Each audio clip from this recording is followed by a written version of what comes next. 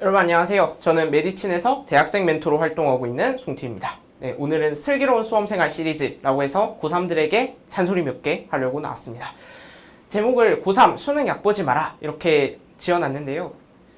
제가 생각했을 때 고3이랑 재수생 친구들을 비교해보면 고3 친구들에게서 발견되는 가장 큰 문제점이 짬이 부족하다. 수능에 대한 짬이 부족하다는 것입니다. 제가 이 생각을 어떻게 하게 됐냐면요. 고3 친구들에게서 하는 말 중에서 제가 생각했을 때 좀 어이없는 말 몇 가지를 들고 왔는데요. 저는 수능 긴장감 없을 것 같아요 하는 친구들. 왠지 나는 수능을 잘 칠 것 같아. 나는 수능 대박이 날 것 같아 라고 생각하시는 것 같습니다. 두 번째요. 아는 문제를 왜 틀려요? 에이, 수능 가면 실수 안 하죠. 실전 모의고사를 풀고 나서 2번, 3번, 8번 이런 거 틀렸던 친구들 아는 건데 실수했다 이런 말 정말 많이 하거든요. 수능 가면 그런 거 안 해요 라고 하는 친구들이 있습니다. 세 번째요. 일타강사라는데 베스트셀러 교재라는데 이걸로 충분하죠. 이거 따라가기만 해도 제가 원하는 점수 받을 수 있겠죠? 라고 하는 친구들. 확신이 없는 것. 그리고 공부를 어떻게 해야 될지에 대한 방향이 없는 친구들인 것 같습니다. 이 친구들에게도 제가 해드릴 말씀 몇 가지가 있어요. 네 번째요. 이런 걸 어떻게 생각해요? 이런 건 평가원 시험 문제는 안 나온다고요? 라고 이야기를 하는 친구들. 뭔가 선생님 풀이를 들었는데 자기가 생각할 수 없는 것 같을 때 이런 건 평가원 시험에 안 나올 것 같은데? 라고 문제나 또는 어떤 특정 풀이법을 거르는 학생들. 이런 친구들에게도 제가 해드릴 말씀 몇 가지 있습니다. 그리고 마지막이요. 기출. 어차피 안 나올 건데 왜 풀어요? 엔젤 실무 푸는 게 훨씬 더 낫지 않을까요? 라고 하는 친구들. 이 친구들에게 제가 해드릴 말씀이 있을 것 같습니다. 그래서 제가 하고 싶은 얘기는 고3 짬을 채워라입니다. 수능에 대한 짬을 채워보셨으면 좋겠다는 거라고요. 첫 번째, 내 대학은 내가 관심 가져야 합니다. 여러분들이 공부를 하는 이유가 없어요. 대학을 가야 하는 이유가 없어요. 어영부영 전략은 없어요. 그리고 시키는 것만 하잖아요. 그럼 여러분들 대학도 여러분들의 성적이 시키는 대로 가게 되어 있습니다. 그러고 싶으신가요? 아니죠. 여러분들의 입시잖아요. 여러분들의 미래를 위해서 달려나가는 거잖아요. 여러분들이 공부를 해야 하는 이유, 여러분들이 대학을 가는 이유가 명확했으면 좋겠습니다. 두 번째, 정시 한방 외치는 친구들이 고3 수험생들 교실에서 왜 이렇게 많은 건지 잘 모르겠습니다. 제가 드리고 싶은 질문이 이겁니다. 내신은 왜 버렸죠? 열심히 했는데 버렸나요? 그렇다면 저는 크게 반말립니다. 근데 고1, 2 때 펑펑 놀았던 친구들이 갑자기 고3 때 돼서 공부를 하겠다고 정시 파이터를 외쳐대는 걸 저는 뭐라 하고 싶은 겁니다. 학교 공부를 제대로 해본 적 없는 사람들이 이제 와서 1년 만에 뭘 해보겠다고요? 그럼 여러분들 생각을 잘 해보세요. 그동안 수시한 애들은 놀았나요? 고1, 2 때 열심히 하고 수시한 애들은 고3도 열심히 할 겁니다. 수능 공부까지 열심히 할 거라고요. 근데 여러분들은 그 3년 동안 공부한 친구들을 1년 만에 따라잡는 거예요. 그러면 고1, 2 때 공부한 만큼, 남들이 고1, 2 때 공부한 만큼을 여러분들이 1년 안에 쏟아 부어야 하는 작업입니다. 그걸 명심하셨으면 좋겠습니다. 그러니 여러분들이 정시 파이터를 외치고 싶으시다면 내가 남들 고1, 2 한 거를 고3 안에 다 할 수 있는지 그만큼의 노력을 기울일 수 있는지를 생각해 보셨으면 좋겠습니다. 세 번째로 가겠습니다. 여러분들이 앞으로 1년 동안 제일 많이 할 얘기가 이 얘기일걸요? 한 문제만 더 맞췄으면 실수! 이 얘기를 정말 많이 할 겁니다. 그런데 그 한 문제에요. 수많은 수험생들이 피눈물을 흘렸고요. 그 한 문제에 수험생들의 대학 극강이 바뀌었습니다. 스카이를 갈 수 있던 친구들이 한 문제 때문에 서성환을 가기도 하고요. 탐구 한 문제 때문에 등급이 2등급으로 밀려나서 최저 등급을 아무것도 못 맞춘 친구들 많습니다. 그런데 한 문제만 더 맞췄으면 됐을 거라고요. 여러분들 여기서 생각을 해보셔야 될 게 그 한 문제를 맞추기 위해서 여러분들이 공부해야 하는 양이 정말 어마어마하다는 겁니다. 2등급에서 1등급 정말 한 문제 차이인 것 같지만 그 2등급에서 1등급이란 벽을 뛰어넘기 위해서는 11%에서 4%라는 새로운 등급대로 진입하기 위해서는 여러분들이 생각하는 태도를 또는 지문을 읽는 태도를, 문제를 읽는 태도를 다 바꿔야 할 수도 있습니다. 그걸 여러분들이 생각해 보셨으면 좋겠고요. 그러니까 한 문제만 더 맞췄으면 이라는 말 대신에 이 한 문제를 맞추기 위해서 무엇을 더 공부해야 할 것인지를 잘 생각해 보셨으면 좋겠다고요.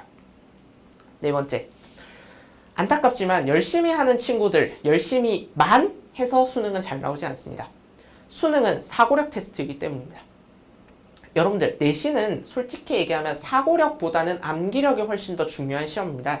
학교 선생님이 하시는 말씀을 얼마나 잘 알아듣고 그거를 얼마나 잘 이해해서 여러분들 것으로 소화했는지를 보는 시험입니다.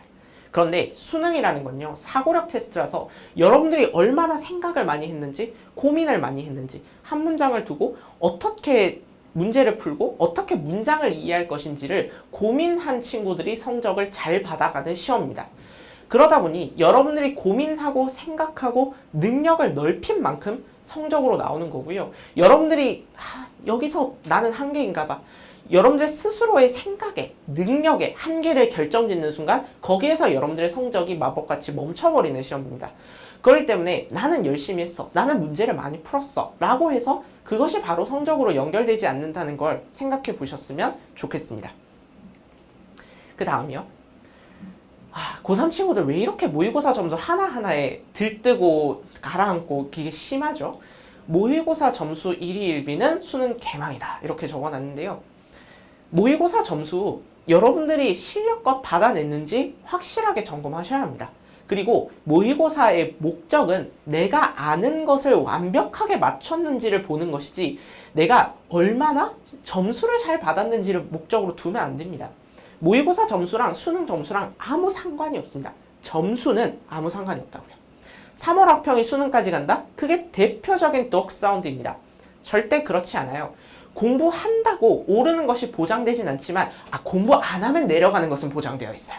그러니까 모의고사를 보고 나서 그걸 어떻게 활용하고 그 다음에 앞으로의 공부 계획에 어떻게 이용할 것인지에 집중해야지 모의고사 점수 하나하나의 1위 1비해서는 안 된다는 겁니다. 6번째로 가겠습니다. 내신과 수능은 70% 일치합니다. 왜냐하면 고3 때 새로운 과목을 배우지 않아요. 물론 미적분 이런 것들은 새로 배우긴 합니다. 하지만 대부분의 학교에서 수능 특강, 수능 완성 나가지 않습니까? 그거 수능 연계교재잖아요. 그러니까 내신 공부가 곧 수능 공부고 수능 공부가 내신 공부와 일치하는 겁니다. 그러니 여러분들이 내신과 수능이라는 두 마리 토끼를 다 잡을 수 있는 절호의 기회가 되는 것이 고3이라고요. 그러면 수시로 친구들 수능이 어떻게 될 것인지에 대해서 크게 걱정할 필요가 없습니다. 여러분들이 고3 때 내신 공부를 하면 수능 공부도 같이 따라갈 수 있는 발판이 마련되기 때문이에요. 그걸 기회로 삼으셨으면 좋겠다는 겁니다. 그 다음에요. 고3들이 타는 얘기, 이쯤이면 되겠지? 이 정도 했는데 충분하지 않을까요? 기출 한 2바퀴, 3바퀴 돌려봤는데 충분하지 않을까요? 인강 2번, 3번 들어봤는데 충분하지 않을까요? 그게 딱 3분의 2 지점이에요. 무슨 얘기냐면 개념을 완벽하게 설명할 수 있고 기출 내가 완벽하게 다 설명할 수 있고 분석도 완벽히 다 했을 때가 딱 수능을 위한 100을 준비한 거예요. 근데 수능이라는 시험이 왜 어렵냐면 여러분들이 100을 딱 준비해 가잖아요. 그러면 여러분들의 점수가 딱 70에서 80으로 나옵니다. 100을 준비하면 안 되고요. 150을 준비하셔야 돼요. 왜냐하면 여러분들 생각해 보세요. 2022학년도 수능보다 2023학년도 수능은 어려울까요? 쉬울까요? 당연히 어려운 겁니다. 왜냐하면 2022학년도 수능 문제가 공개가 되잖아요? 그걸 모든 수험생들이 다 소화해서 씹어먹고 온다고요. 그러면 2023학년도 수능은 그 전 수능보다 무언가 새로운 거, 무언가 학생들이 놓쳤을 만한 거, 무언가 더 어려운 거를 물어보게 되어 있다고요. 근데 여러분들이 딱 기출 다 풀 수 있는데 이쯤 하면 되겠지? 안 돼요. 그게 딱 3분의 2 지점이에요. 거기서 50을 더 나가셔야 합니다. 마지막입니다. 제가 제일 중요하게 생각하는 말인데요. 내가 싫어하는 공부를 해야 합니다. 내가 싫어하는 공부를 한다는 얘기가 무슨 얘기냐면 여러분들 수학을 풀어요. 내가 아는 문제를 풀어요. 내가 유형이 익숙한 문제를 풀어요. 잘 풀리죠? 기분 좋죠? 맞으니까요.